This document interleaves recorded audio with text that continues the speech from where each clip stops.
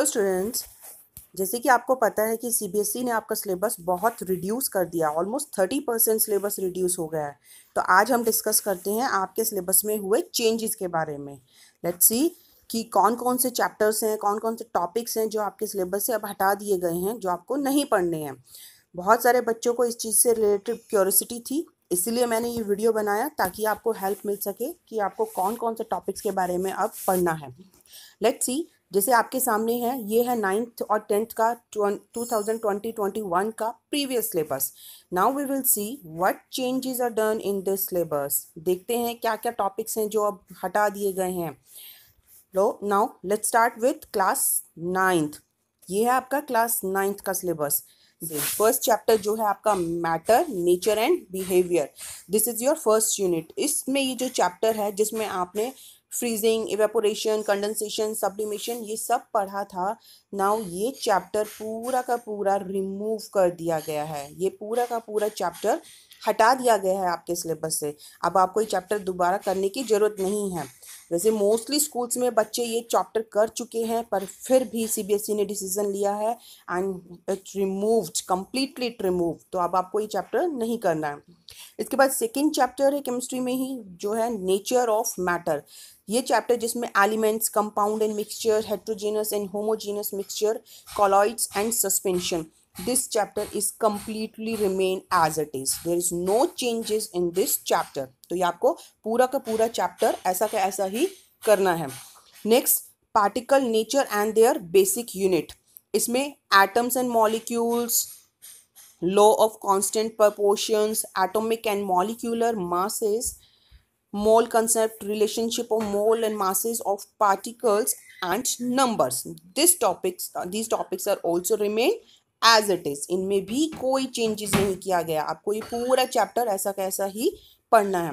Next, structure of atoms. इस chapter में भी कहीं कोई चेंजेस नहीं हुए, कुछ भी पोर्शन यहाँ से हटाया नहीं गया है। तो ये पूरा चैप्टर आपको ये भी ऐसा का ऐसा ही पढ़ना है। You have to read this chapter completely. इसके बाद नेक्स्ट हम बात करते हैं, आगे की तरफ बढ़ते हैं। Now next come, let's start with bio portion. अब हम आते हैं बायो पे। नाउ लेट्स सी क्या क्या चेंजेस हुए हैं बायो के अंदर। The first chapter that is the cell, basic unit of life. इस चैप्टर में भी, जो कि हम ऑलरेडी पढ़ चुके हैं, this chapter is remained as it is. Luckily we have done this chapter and this is not, there is no change in this chapter. तो ये पूरा का पूरा chapter, the cell as basic unit of life, prokaryotic and eukaryotic cells, multicellular organism, all these completely, this complete chapter remain as it is. There is no changes in this chapter. तो आपको ये chapter ऐसा का ऐसा ही completely पढ़ना है for your exam. Next, tissues, organ and organ system organization. This chapter again there is no changes in this chapter also. Bio का हमारा ये chapter भी as it is रखा गया है, इसमें भी कोई changes नहीं हुए हैं। उसी तरीके से आपको animal और plant tissues सबके बारे में पढ़ना है। इसके बाद नेक्स्ट आता है हमारा बायो का ही next chapter, that is biological diversity. Now this is a surprising thing. अब आप हैरान होंगे सुन के कि हमारा ये कंप्लीट चैप्टर बायोलॉजिकल डाइवर्सिटी, जो कि आप लोगों को बहुत टफ और लेंदी लग रहा था, this complete chapter is removed from your syllabus. पूरा का पूरा ये चैप्टर ही हटा दिया गया है। तो अब आपको ये प्लांट किंगडम, एनिमल किंगडम कुछ भी पढ़ने की जरूरत नहीं है। This chapter is completely removed. Now next is health and diseases.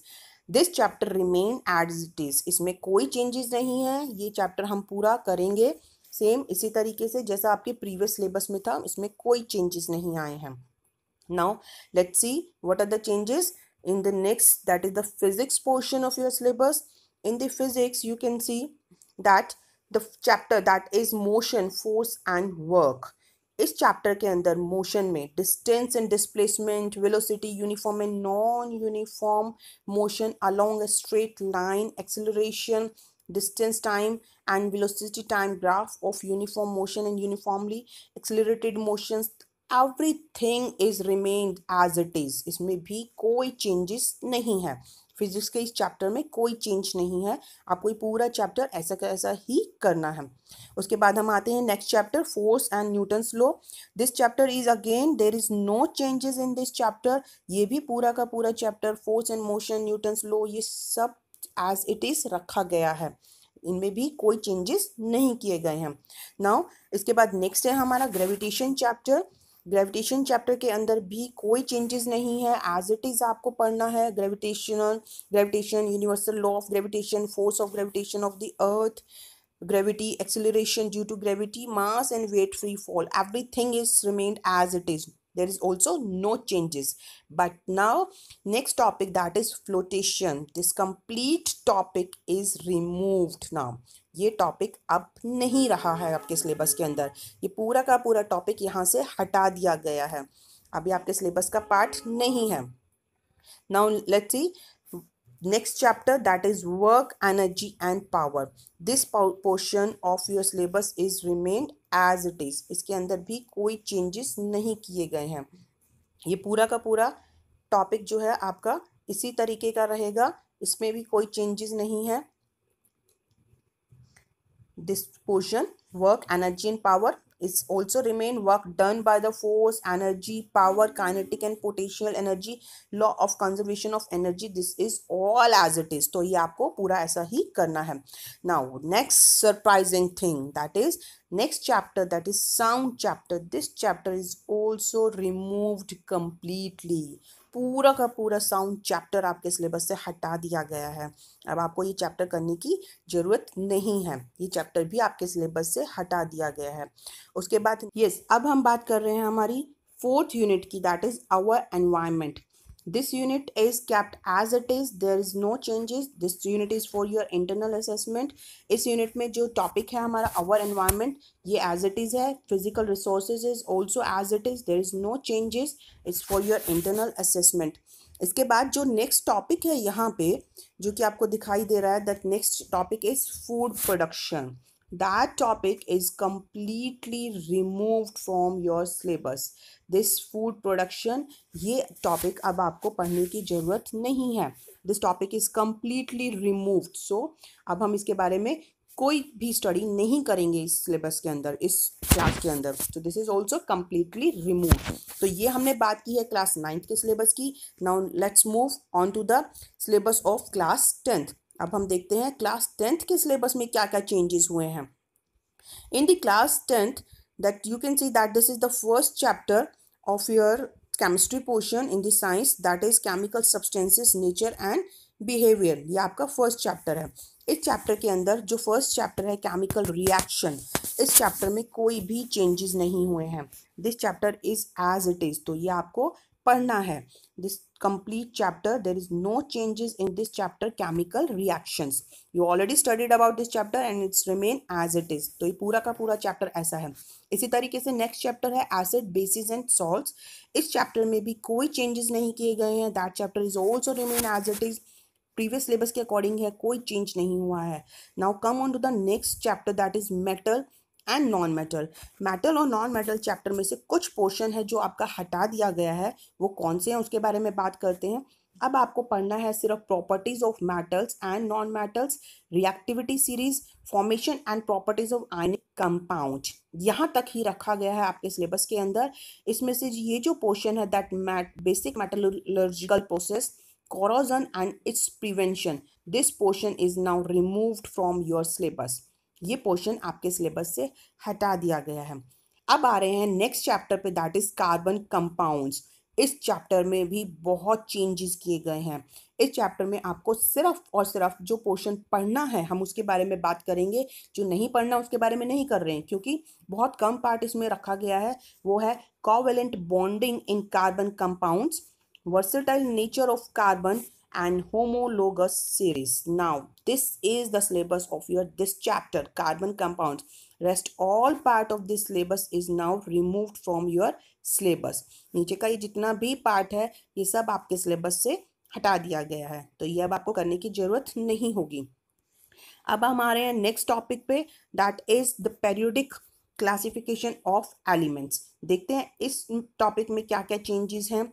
ये जो चैप्टर है, need of classification, early attempts at the classification of elements, and all these laws of Dobiner-Strides, Newland's laws of octaves, Mendeleev's periodic tables, modern periodic tables, this complete portions are remain as it is, metallic and non metallic properties तक। यहाँ पे इस chapter में भी कोई changes नहीं किया गया, ये पूरा चैप्टर आपको पढ़ना है। तो अगर हम केमिस्ट्री पोर्शन की बात करते हैं तो केमिस्ट्री पोर्शन में जो फर्स्ट चैप्टर है केमिकल रिएक्शन वो सेम रखा है, एसिड बेसिस और सॉल्ट जो है वो सेम रखा है, मेटल एंड नॉन मेटल में से कुछ पार्ट हटाया है, कार्बन कंपाउंड्स चैप्टर से कुछ पार्ट हटाया है, जबकि periodic classification of elements this chapter remain as it is. तो इसमें कोई चेंजेस नहीं हुए, सिर्फ 2 चैप्टर हैं केमिस्ट्री के जिनमें चेंजेस किए गए हैं। अब हम आ रहे हैं हमारे बायो पोर्शन पे। लेट्स सी बायो में क्या क्या चेंजेस हुए हैं। The first chapter of biology, that is आपका बायो का फर्स्ट चैप्टर है लाइफ प्रोसेसेस। ये चैप्टर हम ऑलरेडी कर चुके हैं and there is no changes in this chapter. ये complete chapter as it is ही है, इसमें कोई चेंज नहीं हुआ है। इसके बाद अब है सबसे बड़ी shocking news, that is the complete chapter of control and coordination in plants and animals is removed from your syllabus. ये पूरा का पूरा चैप्टर आपके सिलेबस से हटा दिया गया है। I don't know why it's remain but it's change. This is very important chapter but फिर भी सीबीएसई ने डिसीजन लिया है पूरा चैप्टर आपके सिलेबस से हटा दिया गया। तो बायो का सिलेबस आपका काफ़ी हद तक इजी हो गया है। तो it's complete chapter is removed. आपको अब control and coordination in animals and plants पढ़ने की जरूरत नहीं है। Next chapter that is the reproduction in the bio, that chapter is remain same.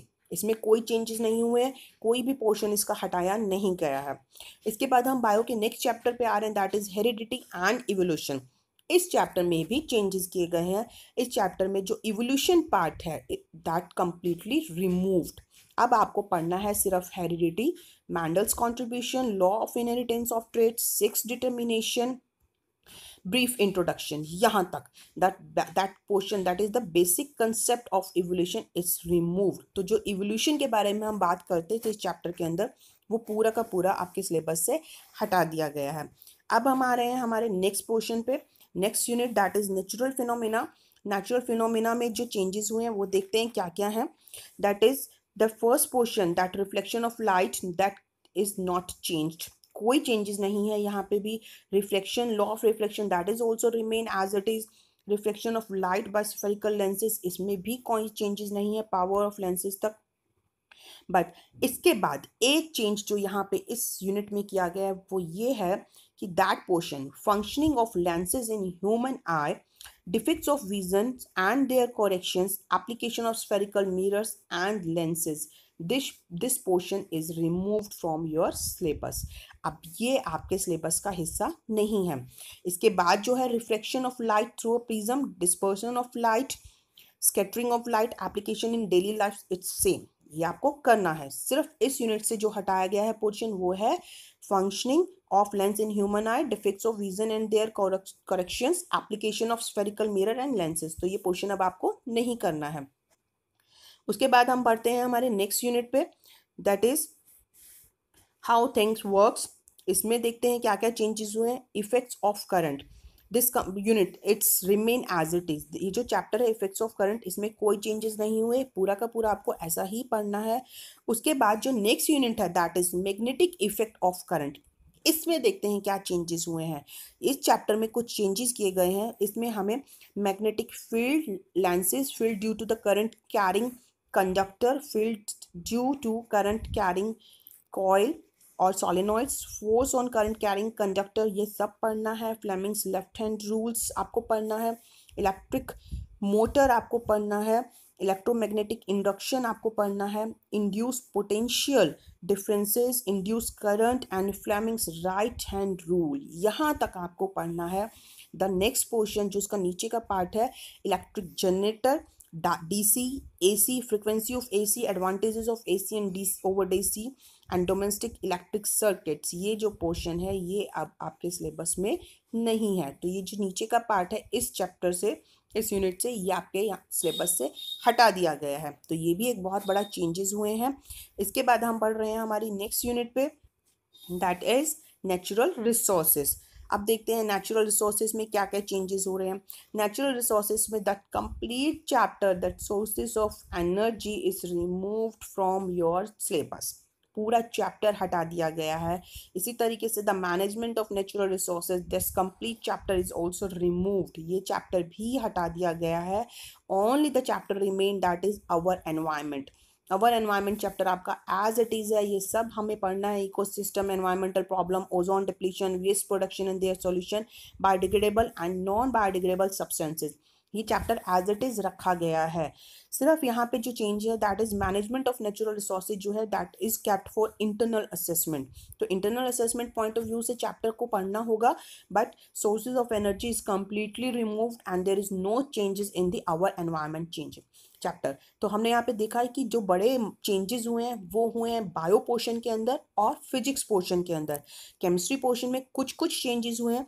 तो यहाँ पे इस तरीके से सीबीएसई ने आपका 30% सिलेबस रिड्यूस किया है। I hope now it's will be helpful for your exam preparation. All the best, keep studying and keep learning. Thank you.